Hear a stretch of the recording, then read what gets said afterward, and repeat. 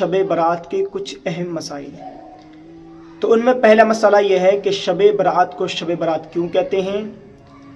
کیا شب برات میں ہمارے اعمال پیش کیے جاتے ہیں؟ کیا شب برات میں قبروں پر مزارات پر جانا جائز ہے؟ کیا 15ویں شعبان کا روزہ رکھنا اور رات میں قیام کرنا یہ جائز ہے؟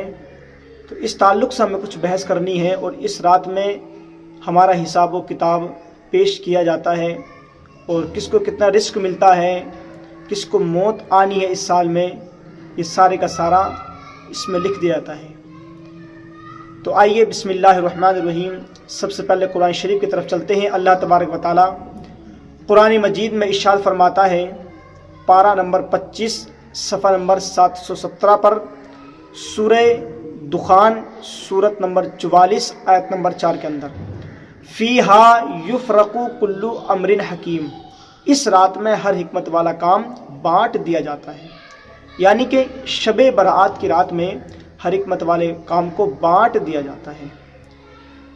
اس آیت نمبر 4 کے حاشیے میں آتا، حاشیے نمبر 5 کے اندر، یعنی کہ اس میں سال بھر کا رزق بانٹ دیا جاتا ہے کہ اس پورے سال میں کس کو کتنا رزق ملنا ہے، اور اس میں یہ بھی لکھ دیا جاتا ہے کہ اس پورے سال میں کس کو موت آنی ہے، وہ بھی لکھ دیا جاتا ہے، اور اس میں سارے احکام بھی لکھ دی جاتے ہیں، اور جو احکام ہیں وہ سارے کے سارے اس میں بانٹ دیے جاتے ہیں۔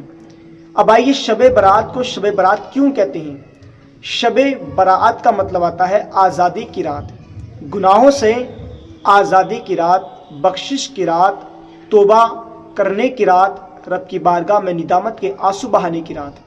حالانکہ جب چاہیں ہم آنسو بہا سکتے ہیں، جب چاہیں توبہ کر سکتے ہیں، رب کی مرضی جب چاہے وہ توبہ قبول کر سکتا ہے، لیکن کچھ لمحے کچھ وقت اللہ تبارک و تعالی ہمیں عطا کرتا ہے اپنے بندوں کے لیے، تاکہ میرے بندے دل کھول کر کے میری بارگاہ میں توبہ کریں۔ یہ ہماری خوش قسمتی کی بات ہوتی ہے۔ تو شب برات کو شب برات اس لیے کہتے ہیں، یہ گناہوں سے آزادی کی رات ہے۔ اب آئیے، کیا شب برات میں قبرستان جانا، قبروں پر جانا یہ جائز ہے یا نہیں ہے؟ ترمذی شریف کے اندر آتا ہے، ام المؤمنین حضرت عائشہ صدیقہ رضی اللہ تعالیٰ عنہ سے مروی ہے، وہ کہتی کہ ایک رات میں نے حضور نبی کریم صلی اللہ تعالیٰ علیہ وسلم کو بستر پر نہیں دیکھا، تو میں تلاش میں نکلی تو میں نے ان کو مدینے کے ایک قبرستان میں دیکھا۔ تو اللہ کے نبی نے فرمایا، عائشہ کیا تم گھبرا گئی تھی کہ اللہ اور اللہ کے رسول تم پر ظلم کریں گے؟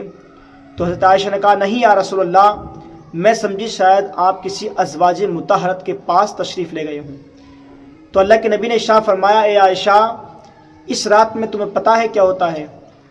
اللہ تبارک و تعالیٰ آسمان دنیا پر نزول فرماتا ہے، اور بنی کلب کی بکریوں سے بھی زیادہ گناہ گاروں کی بخشش فرماتا ہے۔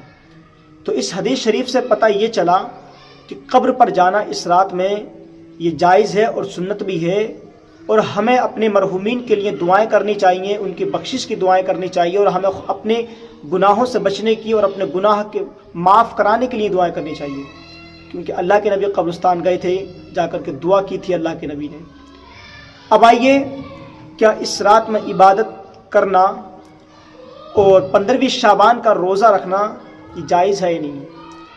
حدیث شریف میں آتا حضرت علی سے مروی ہے، وہ کہتے ہیں کہ اللہ کے نبی نے ارشاد فرمایا کہ آفتاب غروب سے لے کر کے صبح تک اللہ تبارک و تعالیٰ کی رحمت آسمان دنیا پر، اللہ تعالیٰ کی تجلی آسمان دنیا پر نازل ہوتی ہے، اور وہاں پر آ کر کے ندا ہوتی ہے کہ ہے کوئی بخشش چاہنے والا کہ میں اسے بخش دوں، ہے کوئی رزق مانگنے والا کہ میں اسے رزق دوں، ہے کوئی مصیبت زدہ کہ میں اس کی مصیبت کو دور کر دوں، ہے کوئی فلاں فلاں حاجت والا کہ میں اس کی فلاں فلاں حاجت دور کر دوں۔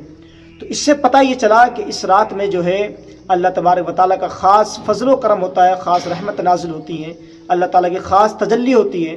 تو ہمیں اس رات میں ہم اپنے گناہوں سے ہمیں توبہ کرنی چاہیے، اور یہ جو ہے چھٹکارہ کی رات ہے، آزادی کی رات ہے۔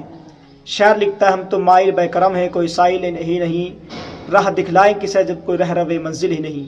جب ہم اس رات میں توبہ نہیں کریں گے، توبہ کیسا ہمارے قبول ہوگی؟ اب آئیے ایک اور حدیث شریف کی طرف چلتے ہیں، اور اللہ کے نبی اسی حدیث شریف میں فرماتے ہیں کہ اس رات میں قیام کرو اور صبح کو یعنی کہ دن میں روزہ رکھوں۔ اب ایک اور حدیث شریف کی طرف چلتے ہیں، یعنی کہ اس رات میں ہمارا اعمال پیش کی جاتے ہیں، اور اس رات میں جو بھی اس سال میں مرنا ہے، جو بھی اس سال میں جس کو جتنا رزق مل رہا ہے، وہ سب کا سب لکھ دیا جاتا ہے۔ امام بہقی حدیث شریف کو نقل کرتے ہیں، وہ کہتے ہیں کہ اللہ کے نبی شاہ فرماتے ہیں عائشہ کہ تمہیں معلوم ہے اس رات میں کیا ہوتا ہے؟